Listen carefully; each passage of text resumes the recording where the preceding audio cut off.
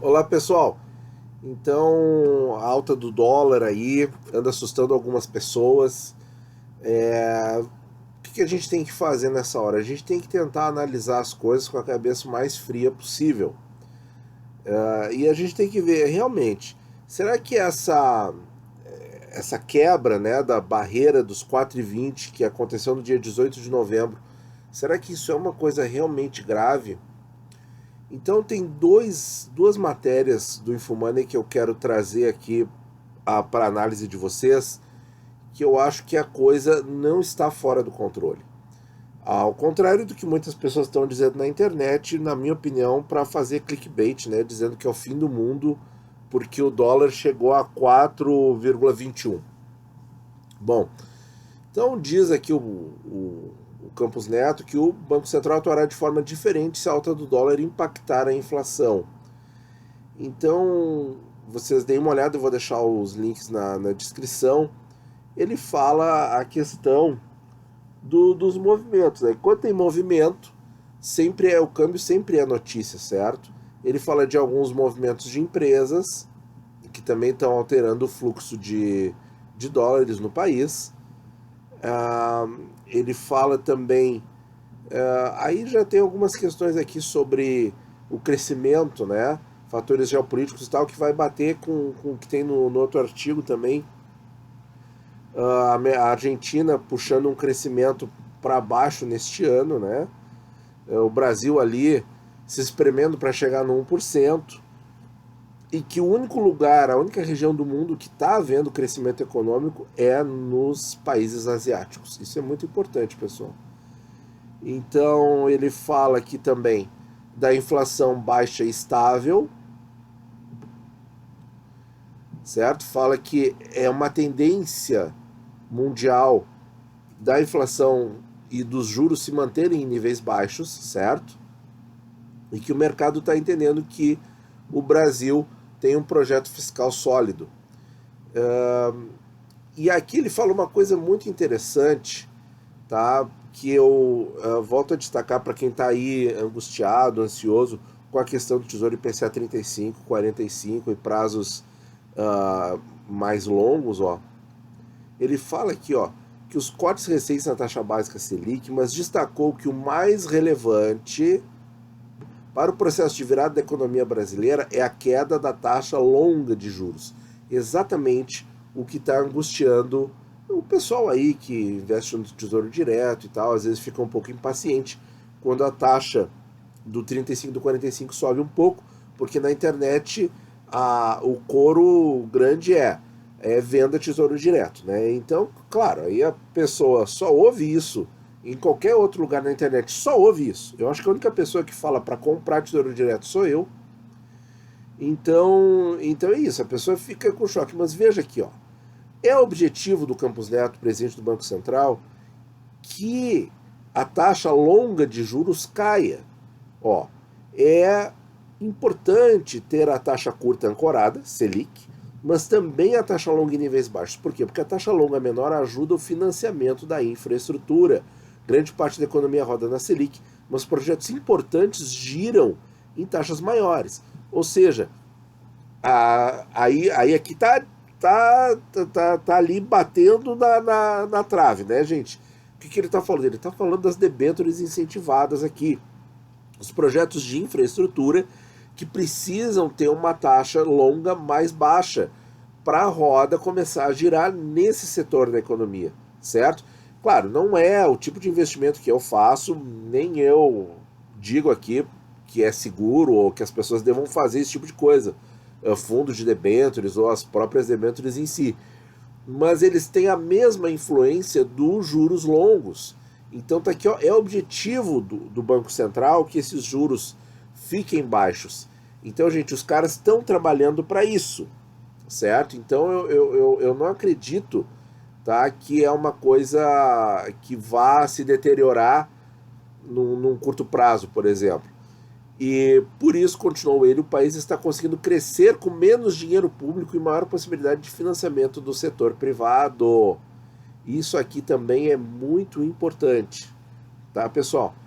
Agora, eu vou fazer o link com... Então, sobre o dólar, o que ele falou basicamente é o seguinte: nós temos que avaliar o impacto na inflação.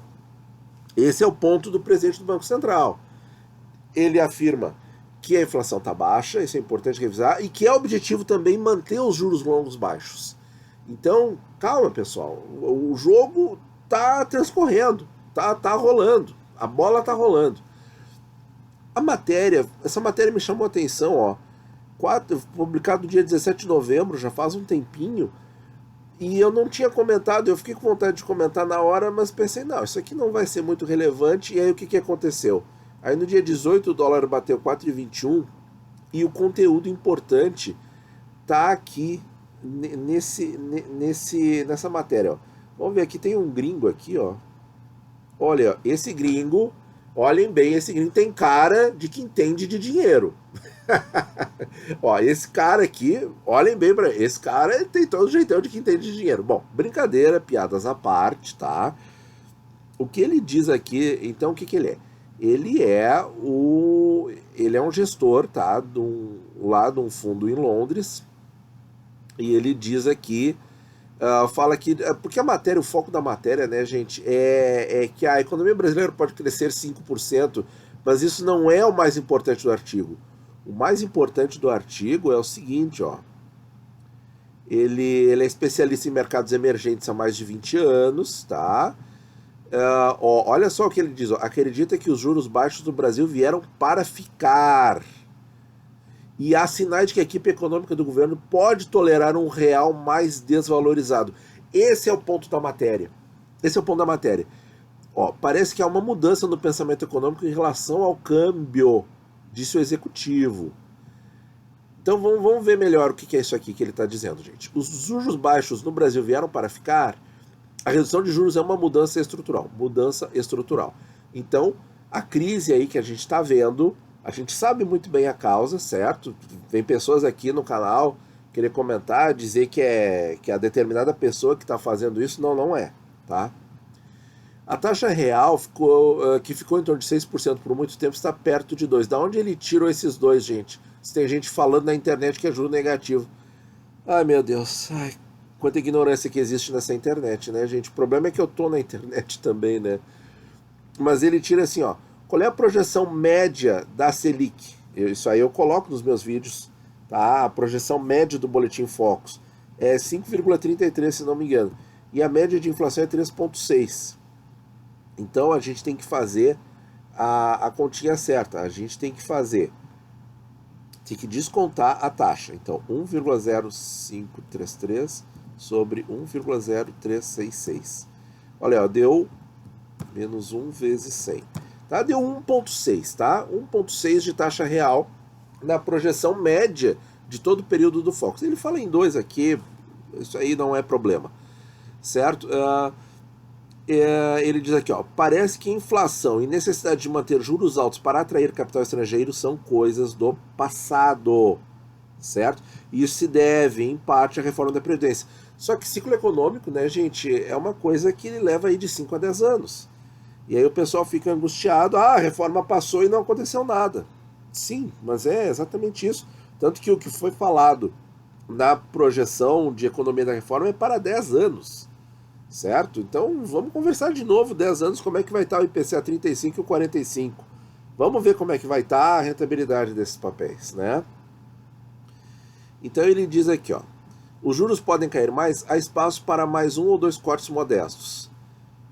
O que a gente está falando de 5 para 4,25, 4%, é por aí. Talvez ele esteja falando até um pouco mais, mas ele não deu números, né? Aí ele diz aqui, ó, depois de um período de estabilidade, o câmbio passou a oscilar mais no Brasil do que em outros países emergentes. A pergunta que muitos analistas fazem é se o Brasil está disposto a ter uma moeda mais fraca, se isso for ajudar no crescimento econômico, já que um câmbio desvalorizado torna as exportações mais competitivas. Está aqui o parágrafo-chave. Está aqui agora que eu fecho a análise com o que o Campos Neto falou. O Campos Neto não aprofundou muito, certo? Porque ele também não pode deixar todas as cartas à mostra, certo? Então ele disse assim, olha, nós temos que observar a inflação, ponto, certo? Não se comprometeu com aquele número de 4,20 que o ministro Guedes tinha falado a questão de uns 4 meses atrás, que 4,20 era um nível confortável para a inflação que não ia atrapalhar. Aí chegou 4,21, os youtubers aqui especialistas em tudo já disseram que é o fim do Brasil, né? Bom, então vamos ver aqui, ó. Esse aqui é o dado aqui, que o gringão aqui está falando, ó. Será que desvalorizar um pouco o real, a exemplo do que a China fez com a sua moeda no meio da guerra comercial com os Estados Unidos? Eu falei sobre isso também. O que a China conseguiu? A China conseguiu com que o tarifaço imposto pelos americanos ficasse sem efeito prático e real, porque ela desvalorizou a moeda, ou seja, os produtos chineses vão entrar pelo mesmo preço em dólar nos Estados Unidos. E aí é a pergunta, será que um câmbio mais desvalorizado não ajuda o Brasil a exportar mais e não vai dar um veículo para a economia dar uma pisadinha no acelerador? É essa pergunta que ele faz que eu também estou colocando aqui para vocês na nossa discussão. Então ele diz que ainda há indícios de que essa mudança de pensamento econômico em relação ao câmbio está acontecendo no Banco Central. Então, gente, não é assim tão boba essa análise. Pode ser que seja necessário para o Brasil conviver com uma taxa de câmbio mais alta por um bom período para estimular a atividade exportadora, para impulsionar mais a economia, e se isso não estressar muito a inflação, o Banco Central vai deixar assim, certo? E a gente sabe que isso não é o fim do Brasil. Vai ser uma etapa para o Brasil conseguir retomar o seu crescimento. Eu sei que as pessoas vão ficar angustiadas, vai ter uma chuva de comentário negativo e de dislike no vídeo, mas essa é a realidade, gente. O Brasil tem que produzir, tem que exportar para fazer dólar entrar. Se o preço a pagar for desvalorizar um pouco o real, na minha opinião, que se pague esse preço para a economia voltar a dar. Tá bom, pessoal? Então, assim, ó, não vamos nos desesperar se o dólar ficar mais valorizado nos próximos meses, certo? Eu acho que isso faz parte de uma coisa muito maior. Tá bom? Muito obrigado por ouvir e bons investimentos a todos.